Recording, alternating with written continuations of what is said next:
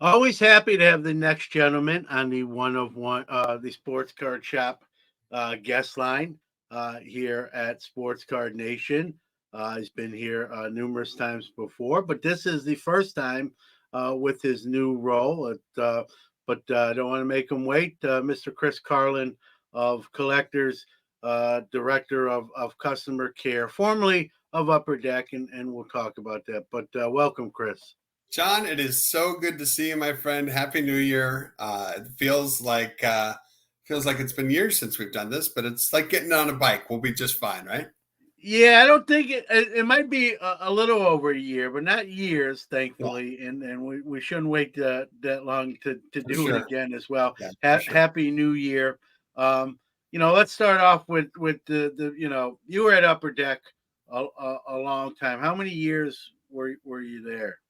I was at Upper Deck for 24 years, so Yep, and a as long someone who's time. Saw a lot of different yeah. things there over the years. Yeah.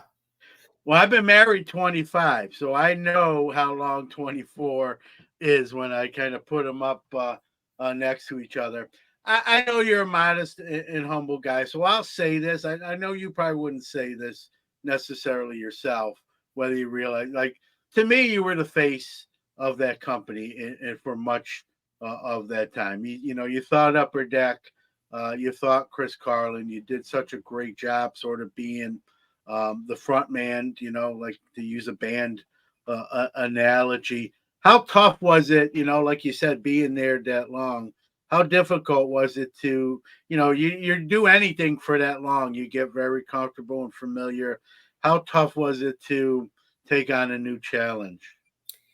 Yeah, John, it was really tough. I still love that brand. I grew up with the Green Diamond being the most premium cards there were, and to have the opportunity to work for that brand, let alone for 24 years, was a childhood dream come true. And the people I worked alongside were absolutely some of the most talented people I've ever had the privilege of knowing. So many have gone on to do other things. Some are still there making moves and doing some awesome stuff as well.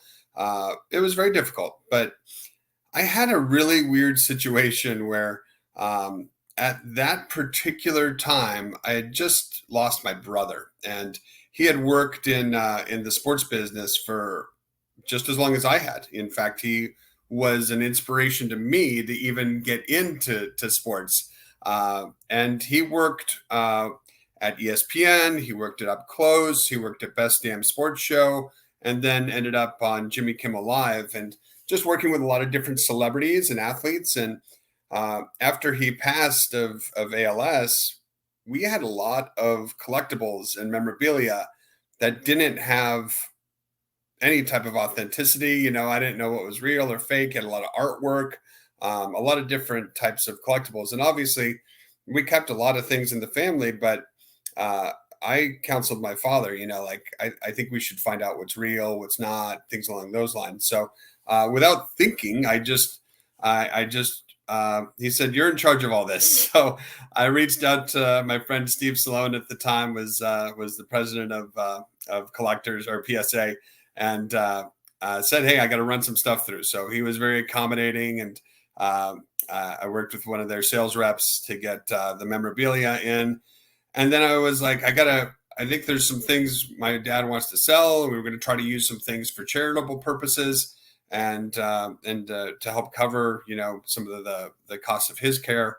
And what we found was that, I was like, I'm going to sell through Golden, not even realizing at the time that Collectors had, it was all under one family of brands. And so Steve shared with me, hey, there's an opportunity in customer care. And I said, you know what, I'm really happy where I'm at. I appreciate the offer, but this is kind of home for me. And he said, would you just listen? Would you just listen? So it was really, it was really interesting. I go, I'll do it. I'll listen to these interviews. I'll do the interviews. They had 3 interviews lined up for me. And I said, I just want to do them on one day. So they set it up where I'm meeting with all these people on one specific day. And it was a day I took off to set up the estate sale for my brother. And so I was putting out, different items and clothes and things like that, and then running in for an interview.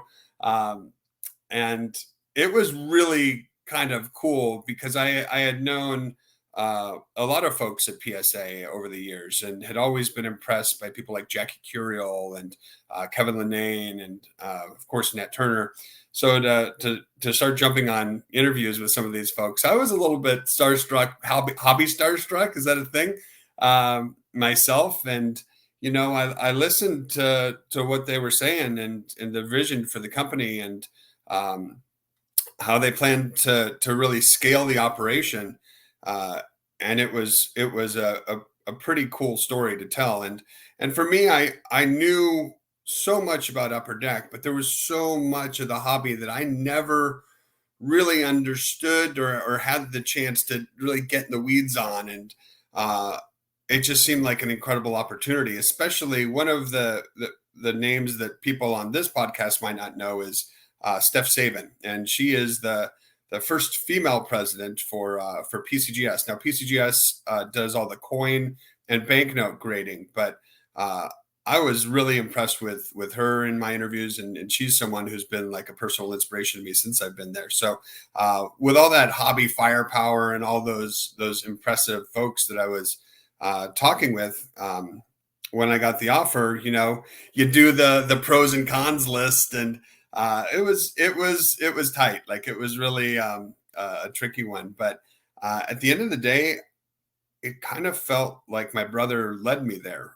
By working in Santa Ana, I'm spending more time with my folks, and I knew I would get the opportunity to do that. And both my parents are still with me, and uh, it's something really important. So I'm driving up tomorrow from San Diego, but I'll be spending the night with my parents, and that's just really kind of a cool gift. And so, in a really weird way, John, it feels like my brother pushed me here and brought me here, and I've learned so much since I've been here. It's been really eye opening and so much fun. And as highly as I thought of the Upper Deck staff that I worked with, this collectors team is just next level. Like it is really really special to be here at this time, with all the things that they're doing.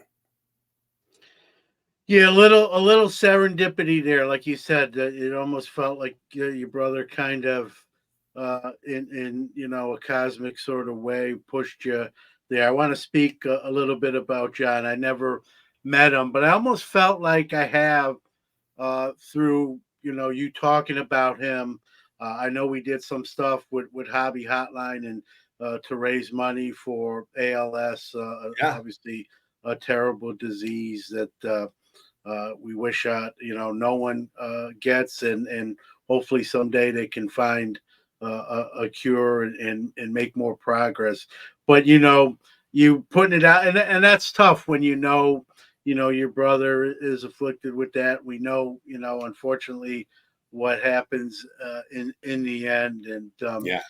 but you to go out there and sort of kind of lead that charge. And like I said, I never met John, but I felt like through you and your stories about him, I felt like I had and learned how what a great guy he was. And so, I'm sure he's missed, but he lives on, even like you said, through you and inspiring you, and now with your move to collectors, which you feel like he was sort of giving you a little push from behind. Any kind of thought. I don't want to do all the talking, but No, like you're so right. It's Upper Deck was really incredible and gracious to me through that whole situation. Um, they allowed me to make a trading card of him. And I had done a lot of these goodwill campaigns at Upper Deck over the years, going back to 2016 when we did a card for Jack Hoffman, the youngster with pediatric brain cancer who ran a touchdown in the Nebraska spring game. And we just they gave me the freedom to keep doing that.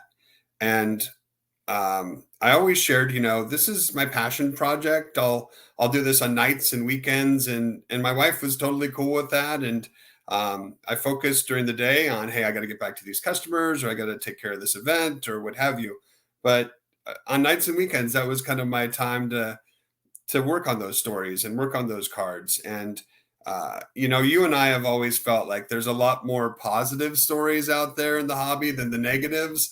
Obviously, the more salacious stories get a lot more headlines, but I don't care. I think that it starts one card at a time. I think every young kid who has a cool story to tell is card worthy, so not just because they're the hottest NIL prospect. So what was interesting about my brother's card is he actually we work with the person on their trading card.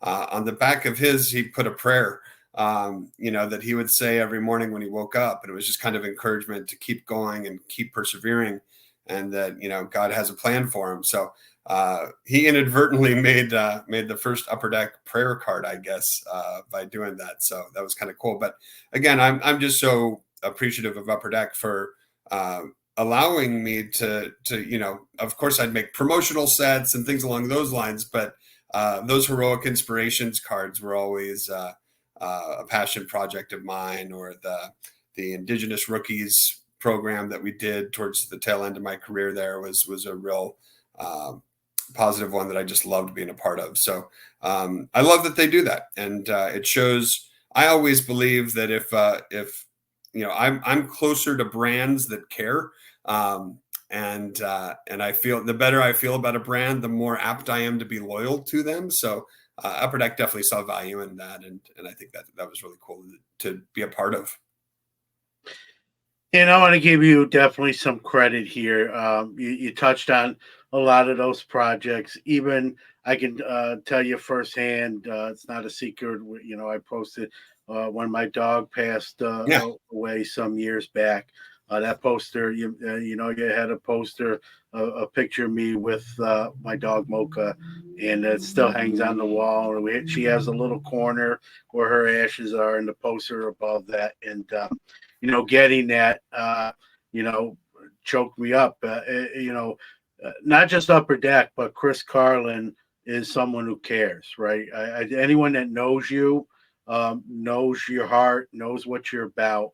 I think Upper Deck probably takes more of a lead from you than maybe the other way around, or it was mutual. You know what I mean? It was both mutual, but you guys did something different there than a lot of other companies could have done more of, or took a page from your books, and you led by example, and numerous things. I mean, you mentioned some of them, but even more than you mentioned. And when I heard you were going to collectors, I mean, one of the in the conversations I had with hobby folks or hobby friends, I'm like, they're getting one of the greatest guys who cares, Oh, like too kind. and no, it's true. Well, I'm I not think it's important, John. I'm not a lip service guy. Like, if I didn't think that, I wouldn't say that. No, I So appreciate that, but and I and just yeah, believe that you've got to look at what your customers are saying and what they're doing and what's important to them, and to really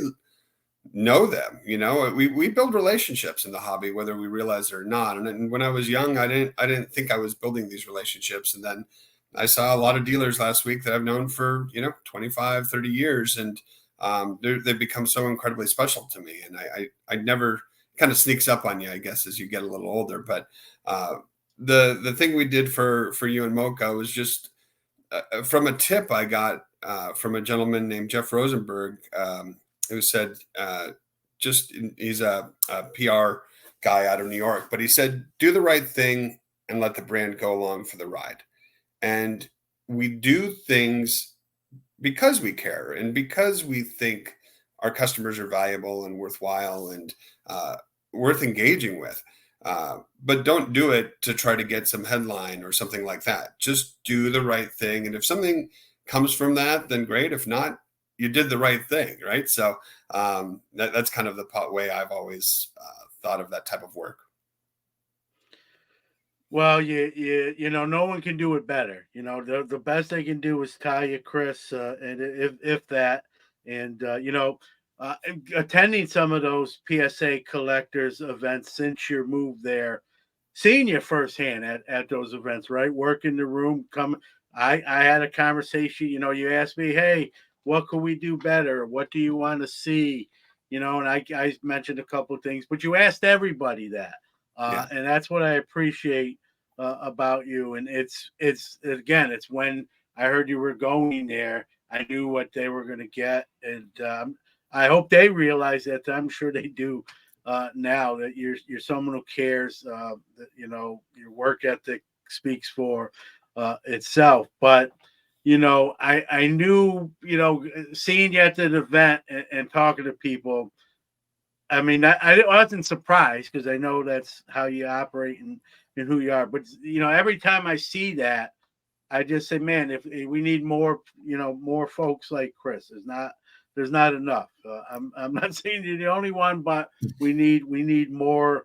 We need more of that, right? People who care, who build those relationships and want to make the company they work for the best it can be. So I can tell you, seeing you in action firsthand, that's who you are. It's not for show. It's real. Like you said, you don't do it necessarily for the pub. You just do it because it's the right thing. And I think anyone that knows you in the way that I do can attest. And I guess I'll ask you now. Being there now sometime.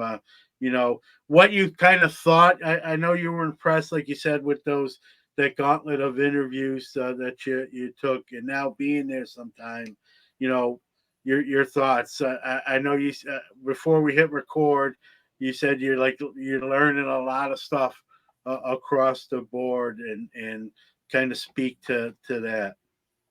Yeah, it's been amazing. And one thing, the reason why I ask those questions is, what can we do better at? What are your pain points right now? I mean, my boss will often say, what's the stone in our customer's shoe, and how do we get better? And it's at this company, like no other, there is a tireless pursuit for.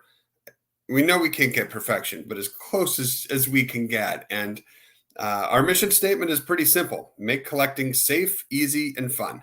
And it's not fun when you can't fill out a submission form, or it's not fun when you don't understand perhaps declared values, or what service level you should put things in at. So it's really critical that our team are friendly, are helpful, are trained, and can be as good as we want them, as good as we hope them to be.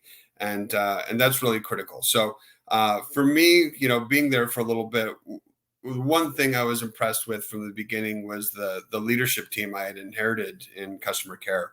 A lot of folks who maybe had worked in different departments or had been in customer care for a long time, who had seen a lot, and just were always a little frustrated with that they couldn't get the squeaky wheel, the oil for the squeaky wheel. So I was brought on a bit to be a bit of a disruptor too, to say, here's our problems. We're the eyes and ears of the company, and we need to do a better job of identifying some of the things that are pain points for our customers. So we do that. I actually send out a daily message to our president, our chief operating officer, and all our product and tech folks on, here's what we're seeing. Here's what we're noticing out there. And we have a lot of riffs off some of those, with regard to, all right, what can we do for a fix for this? And it's a lot of fine tuning to make the customer experience as good as it can be. But that's been pretty awesome. And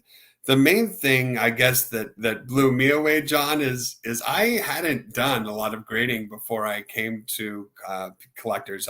I knew about it, but I had all these preconceived notions, right, that every collector has if they've never submitted anything to a grading service before. Do they control the population reports, or does the grader know that I'm who I am and they're going to give this dealer a better grade? All these things. And what I found was that PSA in particular, the graders are frighteningly accurate with your accuracy. They are category experts with regard to authenticity, and especially with autographs. Like some of our authenticators, wow, Kevin Keating in particular is just next level. But they're almost basically forensic experts, you know. So I was really, really, really blown away by the expertise and how they determine things. You know, an item might be fake or real, and all the library of items that they've viewed over the years and exemplars that they use. So, and now with the direction that Nat Turner's taken things is just a lot more, enhancements to the online experience, not only for the customer but on the back end as well. So he's invested in a better CRM solution for us and other things as well. But that's a customer relationship management. Sorry, too many acronyms for people playing at home. But different a new phone system, you know, and things along those lines. That and more than anything, people. I love the fact that, you know, when you call PSA, you're talking to a person. When you go to an event, you can talk to a PSA representative. When you fill out our form online, you know, it's being answered by a human being. So there's going to be a need for us to start having more self-service options for customers and maybe bring on chatbots. But I promise we'll do it in a way that's responsible and meaningful. And primarily it's due to the fact that we're not just a company in the United States anymore. We are a global company. We have submission offices all over Europe and across, you know, Japan has a full service office now and headquarters, and we have offices all over the place. So, and that's not going to slow down. So you need to have some of these customer care solutions that are always on and can speak any language, and that's important. But heck, even having, you know, the company open up an office in New Jersey and Tokyo in the same year would be a Herculean achievement for any other organization. But for us as collectors, it feels like, it's a Tuesday. We got to get this up and cooking, and let's keep it going. So it is super fast paced. It's very exciting. But the overall thing that I've learned is the real desire to have a quality product, and that is being the best authentication service, most consistent. And I know there'll be someone who says, Chris, I saw this scan, it's an 8, and this scan, it's a 9. You know, you've got to look at cards. The major thing I've learned is you've got to look at things in hand to really get a good feel for the item and if there's issues with it. And people forget too that, you know, grading is something that is 3-dimensional. And you know, if you're just looking at an image here on eBay and why did mine get this, you know, you're missing a lot. I can say that for sure, because the best investment I've made, John, is a little grading light. You know, you can buy them for Amazon for $35, light with magnification. And yep. I sit in a dark room before I do submissions. Took me about 3 submissions to realize, hey, maybe I better look at these a little more before I just send them in. And, you know, you learn the techniques. And usually, you know, obviously it's not going to be hard to spot centering, or is the corner have a ding on it, or how do the edges look? Are they rough or are they good? A lot of the things that people miss are either on the surface, you know, maybe there's a thumb mark or some type of indentation or a surface scratch, or a crease. You know, often there's creases, especially around die cut cards, patches, memorabilia cards, things like that. Or there might be something on the sides. So, you know, or a lift that's happening with the thicker card. So you've really got to look at not just the front and back, but what's going on with the sides too. So it's a little bit of everything. And coins in particular, the sides or the rim is definitely a much bigger thing than we see on cards. But it's there are 3 sides to a coin is what I've learned here. Yeah, and you know, I you know, people like to point out the mistakes that sometimes happen, but you know, we also have to remember there's the human element to it. I'd be remiss if I didn't, you know, if I didn't ask you. You know, the people who listen to the show would not be happy. You know, We see AI not just in the hobby industry, but just across the board.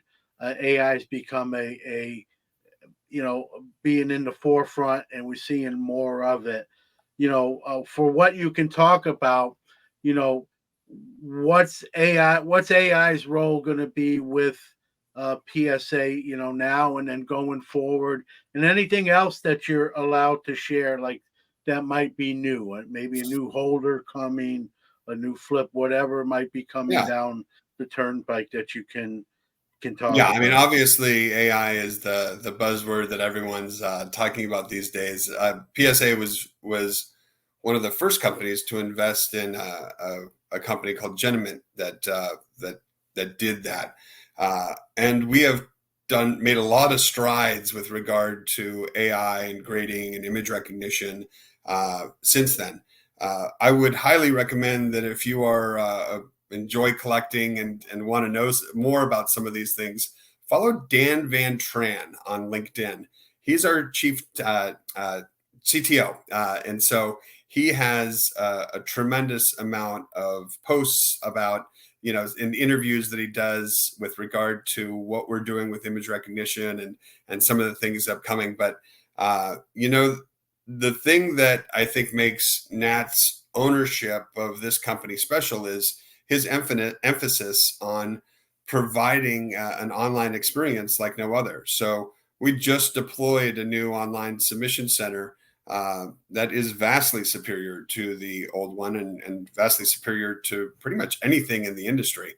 And so I think that is really, really cool. And it actually makes filling out submission forms kind of fun because you see images pop up and things along those lines. So the team has done a lot to simplify the process and make it easier, because there are a lot of services we provide, and there are a lot of questions about, which service level should I put this in, or what should I declare the value at, things along those lines. And, the basic rule of thumb is, you want to make sure that you're covered in the instance that something happens, right? Maybe it's lost in the mail, or it's damaged during holdering. Very rare that happens, especially now. But it's a way to cover yourself. So, but getting back to your initial question on AI, it's definitely something people are going to be seeing a lot more of. It's part of our mission, or one of our collectors' values, which is getting it right. That is so important, and people should know that if more than anything, the PSA has this grade guarantee, and PSA not only has a guarantee, but they pay out on this guarantee. And I've seen some of the checks that Nat's had to write about that, because it covers, the whole history of PSA collectibles. And if there's an issue where maybe a card was undergraded or overgraded, trust and believe we go back and talk to the grading team about it and make sure that those are coachable moments. But we are pretty dang good at getting it right and having accuracy across the variety of levels. Like, I've seen a variety of graders go through, and it is crazy how they all come up with the same outcome. And it reminds me, John, remember those pictures in the 80s where you had to stare at them in a while and the picture would show up, Yeah. That's kind of how their eyes work, like they're just different, So I always said my wife would make a great grader because she's really good at finding faults with me. but yeah, well, my wife, they're my really, wife too. they're not I looking think for we have faults. two. They're just looking at the card. So. Yeah, no doubt. That's funny. Chris, I got to ask you. When you were at Upper Deck too, you were in the hobby at a time period where we saw, Upper Deck was making more than hockey cards. We had multiple companies and brands, covering multiple sports. That sort of has gone away. And not just recently, but now you have Fanatics, which here in a few years are going to have 75% of the, what we'll call the big four sports. Yeah. Upper Deck, thankfully, is retaining hockey. Just someone like myself who has And seen golf. Upper Deck has golf, and AEW is a Yep, small one, but niche. yeah. But someone who's seen, a time period in the hobby where multiple companies we're doing multiple sports, and that's not going to be exactly the same. Kind of your thoughts on that terrain and landscape being different than it used to be. Yeah, I worked at Upper Deck in time periods where Upper Deck had every license, including Yu-Gi-Oh and some others. And my recommendation for the good folks at Fanatics, who are good folks, is best of luck. It's very hard. It's very hard to give everything the same amount of attention, to give every license the respect it deserves, and the attention, um, and the quality. Uh, so you've really got to have experts for each of those licenses, and they have to be passionate and believe in it, and make the case for it, because there's you've got to hit certain margins for the leagues and for the company to even make a product. So we always believed at Upper Deck that every brand had to have a reason for being. And sometimes lately it feels like it's just I've seen this release before with 13 different names, and how many parallels do we need? So it's something that what I really appreciate is when companies are innovative. So I love the debut patches that they've done. I think that's awesome, and it gets people talking.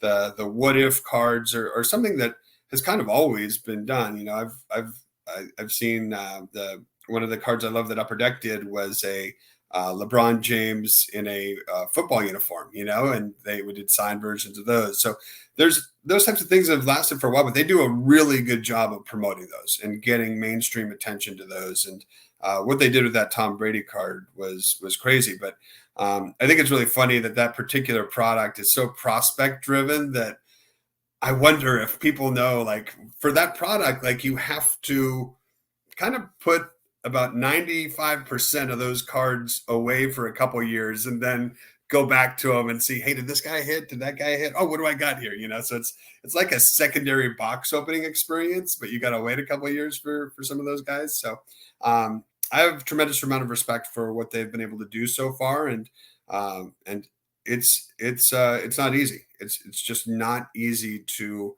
have every license and be able to represent them in the best possible way. It's just really hard to do for one company. So again, wishing them nothing but the best, because I want to see a lot of those cards coming into PSA.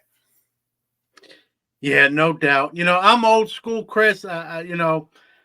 Growing up too in that era where we started to see the Donruss's, Fleer, Score, Upper Decks come along. I think when you have multiple companies like that, right, it fuels the competition, right? Companies were forced, like, hey, we have three other companies breathing down our neck. We have to come up with, like you said, innovation. We've got to stay ahead of the curve. We got to do something that someone else isn't doing or hasn't thought of. Yeah, Pacific, including Mike Kramer came up with some crazy stuff that still lives on today. I just wrote a piece about it, but I Except for guess my those that fear, but my fear is sometimes when you don't have that competition pushing you, maybe you get a little complacent, or you sit on your hands, or hey, we're there, we don't, we're the only game in town, sort of thing. I, Um, you know, I've heard that. I disagree with some of that. I mean, some examples are that, when some examples that are for exclusives are obviously, when there are release dates. Upper Deck baseball used to come out very close to Tops baseball, and they cannibalized each other, and it made it harder for the shops to sell those. When there's one manufacturer, you can really do a nice cadence of products that starts generally from low end, and you kind of work your way up to the more premium releases towards the end of the season. And I think that works really good. Uh, so, but I understand what you mean about the competition. The other thing that people don't think about are the people that make a lot of money in this industry that are seldom discussed is the agents and athletes. They love nothing more than there being more than one licensor for a league, because they could say, well, Topps is going to pay me this, but Upper Deck's going to pay me this, and they just drive the prices on sig rates up, up, up. So so there's some things that I think collectors don't think about there. Now, with regard to that competition and you've got to necessarily be in the same sport. I don't think that's true at all. I think if you look at a brand like Leaf, for example, who makes cards of pretty much everything, they're trying. Greg Cohn and Chris over there, they're trying to do pretty much everything they can to compete with a Topps baseball release when they're coming out with some of their baseball products. Or Upper Deck is not trying to do. They do incredible things with Goodwin Champions, which is a multi-sport product, but it is probably one of my favorite pack opening experiences in the hobby with regard to just all the random product that's in there. Grant Sandground, their director of product development, does an amazing job. Tony Sirianni actually builds that product every year over there. Fantastic job with regard to, and Grant's direction was always keep Goodwin Champions weird, like try things. And that's really the spirit of Upper Deck, was innovation, So I think that no trading card manufacturer rests on their laurels. They're always trying to innovate. And even if Upper Deck doesn't have a license for NBA, or if Panini doesn't have a golf product with Tiger Woods, the manufacturers are always trying to one up each other and get headlines and come up with the next big thing. And really what we've seen as the hobby has scaled is it can't just be another game use mem or another autograph hit. The hobby needs things that are technology driven to scale, because I'll be frank with you, athletes are not going to, there's a reason why there's redemptions, right? Like they have to sign a lot of cards already. So it's one of those things where the industry is really going to need to look at things outside of the autograph card or outside of the memorabilia card, the standard memorabilia card, to keep it buzzing. One of the cool cards I saw last week at the Upper Deck Certified Diamond Dealer Conference was for an AEW set that they're doing. And what they were able to negotiate was, I guess the championship belt, they swap out the belt a couple times a year because, different people wear it, and, it gets a lot of use. So they have belt relics, championship belt relics that are going to be inserted into new AEW cards, which is like, if you're a wrestling fan, that is flipping cool, because it's not like it's some schlub who had the belt, right? So I love seeing that innovation, and I think every manufacturer really pushes the envelope, because even though they're not maybe, in the same sport, they are still absolutely competing with each other. Yeah, no, I could see that, but and you mentioned it, and I'm not just saying this because I'm talking to you, Chris. Some of the designs on Upper Deck hockey are just some of the best in the industry. And I just when I see it, or I'm opening the pack, I'm like, man, I'd love to see this in baseball and football again too. And I guess that's what I'm kind of saying. Now I know another company can kind of mimic that, if you will, or make it similar.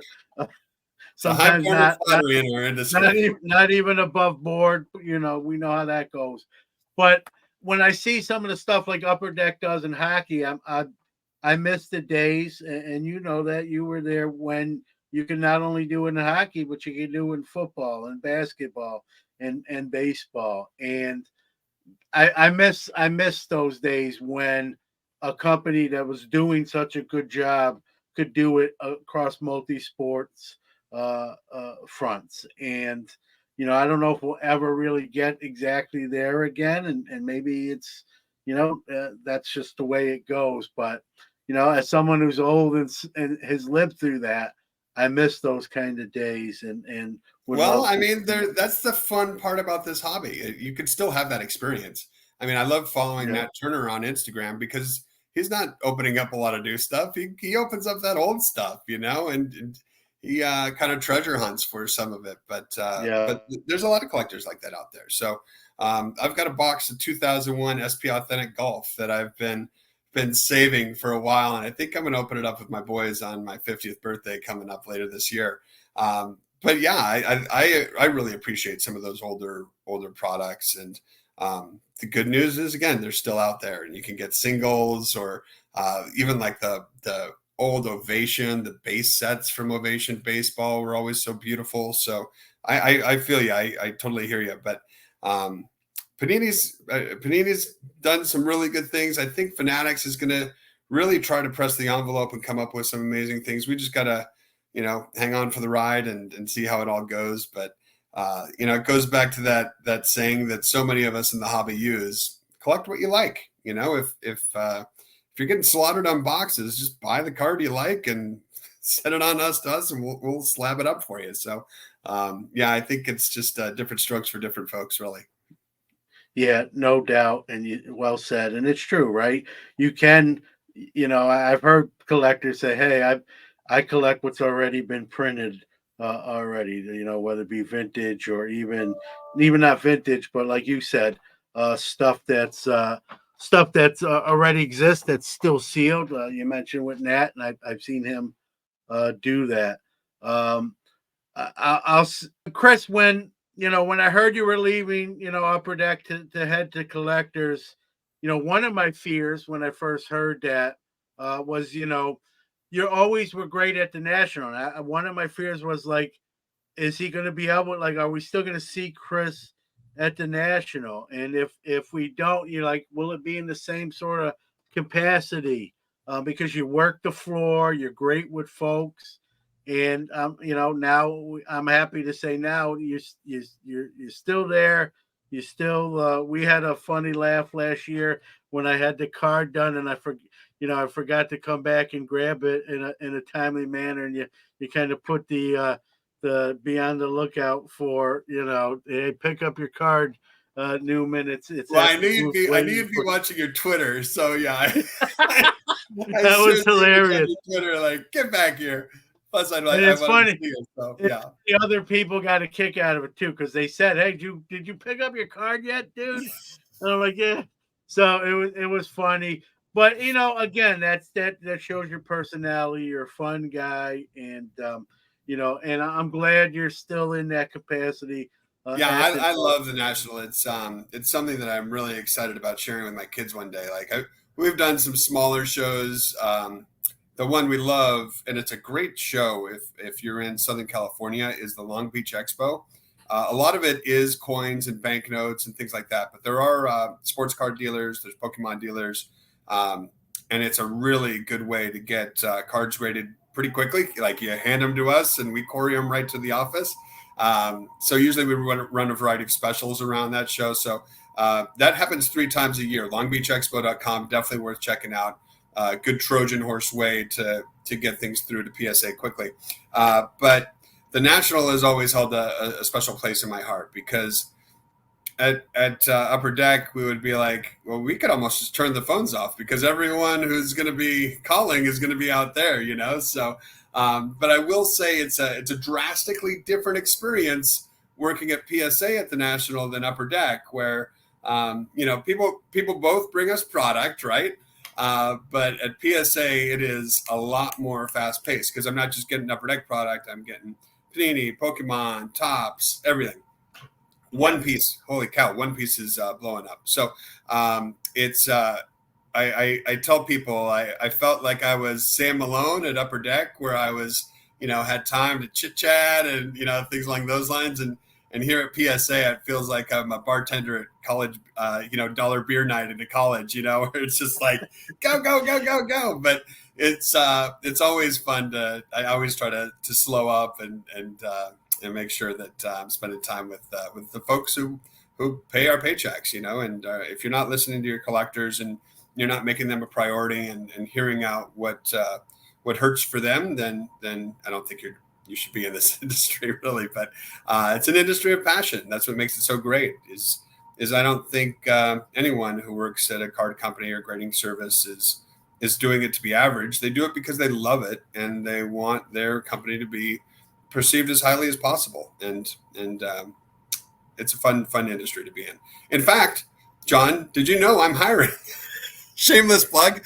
We're doing a lot of hiring at Collectors, looking for great people, looking for really solid people who love the hobby, who are passionate about it. And if you're one of those folks, definitely visit collectors.com/careers, because we're here in California, we're in New Jersey, coming to Canada, we're in Japan. So we want to have the best working for us, and it's a fun place to work. Well, if you open in Central New York, I know a guy. So, Yeah. but this is it's in Cleveland this year. It's back. I've never been to Cleveland, period, the city or the National. I know you've been to a Cleveland National. For people like me who've been to the National, but maybe not the Cleveland National. What can you say about that in comparison to other locales or venues? I would say it's 10 times less sketchy than Atlantic City. Uh, it is a surprisingly fun city, like fantastic city. The Indians games are amazing to go to. Downtown's fun. It's pretty darn inexpensive. Just going out to eat down there, and it's just unexpected, I would say, is how I feel about Cleveland. Like every time it's out there, people kind of grumble and groan, and then they come back with some of the best stories and having had so much fun. So the IX Center is a big facility as well. And I heard, unfortunately, I think they got rid of they used to have a merry-go-round that would go in there, but it was always kind of funny. Like we'd send new reps up there, and at the top of the merry-go-round, it really gets hot up there. So you tell the operator, "I'll give you a pack of cards. Just keep them up there for a little bit." But that was the rookie hazing. But I was going to say that's the hazing awesome. of the new employee hazing program. Yeah. So. But that facility is awesome. It's so easy for everyone to get to because it's so centralized. So you see a lot more different types of collectibles, I will say, in Cleveland than you would in Atlantic City. So that part is a huge positive for sure. For me, it's nice, Chris, because I'm 5 hours and 10 minutes from Syracuse to Cleveland, so I'll be able to drive and have my own vehicle with me to, like you said, maybe get to an Indians game or get to an event that once the show is over, the fun doesn't necessarily has to stop. And it's always nice when you travel, right, to have your own vehicle. When it's in Chicago, many will tell you is like everyone's favorite, but it's just a little too far to drive. So I'll fly in, and you got to definitely stay close to the venue, so it's easy to get in and out. But driving, I'll be able. One other thing I would say, John, one other Chris Carlin tip for Cleveland is there's only a few host hotels there, and it is very common to have a drink at the bar that night, and you might be sitting next to Joe Montana or Ric Flair or things like that, which is so cool. So Bobby Abreu I sat with last time I was in Cleveland, so it was just kind of cool. So a little surreal, and it's not that far from Canton. So the Hall of Fame game is usually right around that time too. It's the start of the football season, so. Cleveland should definitely be something that's on any serious collector's travel list for this year, or if you've never done a national, it's a great inexpensive one to knock off your bucket list rather than Chicago is great, but Cleveland has always for me proven to be a very solid show with incredible selections of items, and just always a lot of fun too.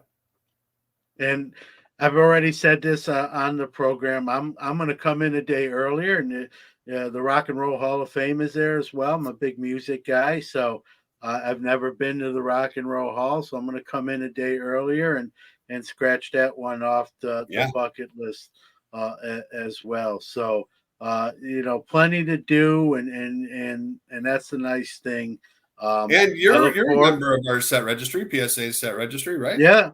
So We always have a dinner at the National. Last year's was a much more elevated experience, and I know that Yeah. we're looking to do something very elevated this year as well. So, set registry, if you're a collector and not part of it, it's heck. Why am I talking about it? You tell you tell the story, John. Why do you like it? Well, I mean, it's just, I mean, to even just, you're with people of the same milk, not that, that share the same passion you do. And it's just amazing. Like, just when you think you have a nice collection and then you see some of these other, it's humbling. But like you said, and I've said this on this podcast, I always do kind of my review after the national, and you can go back in the archives. You guys put on a great event. It's first class. It's well done. I mentioned tonight, and I mentioned even on that review show, like you especially, but everybody at collectors and PSA, work in the room, talking to everybody, including everybody, asking them what they don't like, what they do like, what can we do better, and that goes just to show you, the quality of people, the quality of event, and just well done. I look forward to it.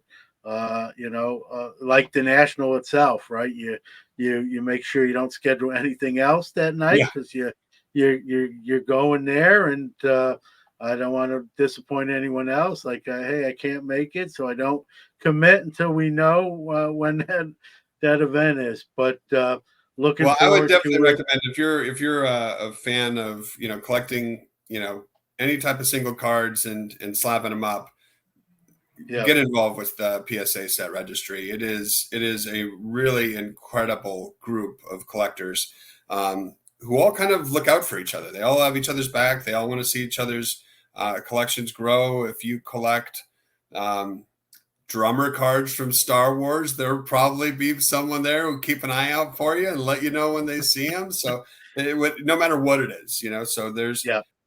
it's just an Yeah, and incredible that's the other community. thing too, Chris. You guys do a great job of encompassing different parts of the hobby too. It doesn't have to necessarily just be, the big four sports or what have you. You really sort of think outside the box and try to include as much of the hobby as you possibly can. And Well, that it's a lot of again, fun. Our site registry team does a yeah, great job of creating sets for people to go after, and just so people know, like it's not just, oh, I'm putting together the 1989 Upper Deck baseball set. It's a variety of different sets that range from easy to very difficult. But yeah, people have a ton of fun putting that together, and really, it's Jason Mashiro, the president of Upper Deck, said something interesting last week at the Upper Deck conference that if the experience of opening if the consumer experience ends with opening a pack, then we've all failed. And what he means by that is there's secondary experiences to be had from opening a pack of trading cards, whether it be trading with a friend or having it graded or putting the set together or auctioning off a one of one card and seeing what it goes for, and or passing it down to a friend, getting it signed and sent into PSA to be authenticated and slabbed. So there's just so much that can happen after the pack is opened that we're all responsible for. We're all stewards for of this hobby, and that's what makes it so special. yeah, no doubt, and I concur with that sentiment. Right? It shouldn't end just there. I mean, that would be no fun, and that it needs to continue past that. And you know, he's right on the money with that. And the national embodies that Yeah. and epitomizes that event too. It's we all look for, it's that week every year. I call it the Super Bowl of the hobby. We circle. It's pretty much this very close to the same week every year. And so we tell you don't have to do this, but I always tell my boss, like, hey, this week you won't see me. And the nice thing is being a teaching assistant, I tell that to it's my wife. summers. Yeah, me too. But for me in the teaching assistant profession, it's summer school, and it's a lot easier to take off time in summer school than the regular school year. So it works out. Before I was into the teaching profession, it was a difficult week to get off. I still Yeah. did it, but I kind of got a guilt trip from my former employer. So now I Yeah. don't have to worry about that. Well, Chris, I know you're busy. I appreciate you coming on and sharing some of your insight and what's going on behind the scenes. Give out, Always a pleasure. Yeah. websites, anything you want to share and where you want to steer people to check Yeah, out. you're looking for a job in collectibles. I can't tell you enough. Collectors.com/career. You want to sub your cards or memorabilia, psacard.com. You've got coins or banknotes, pcgs.com. That's professional coin grading services. You got video games. WADA is our video game division. And we offer a really cool vaulting service that if you get your cards graded with us, you could have them vaulted and you could sell them really easily on Golden. So Golden is a great venue for premium items to be sold on. I've definitely my wife was off this year. She took a year off on a bit of a sabbatical, spending more time with the kids. So I sold quite a few items on Golden to kind of finance us through that. And it was great. We they make it, again, the mission statement of Collectors is make collecting safe, easy, and fun. And through our relationship with Golden and what we do with all our different divisions, I think we're really hitting that. So it's been a blast.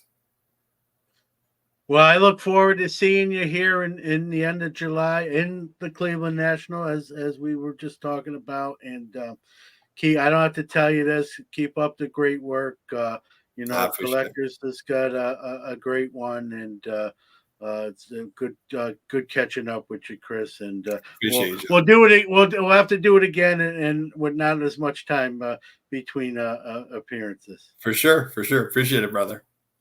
All right. Take care, Chris. Thanks.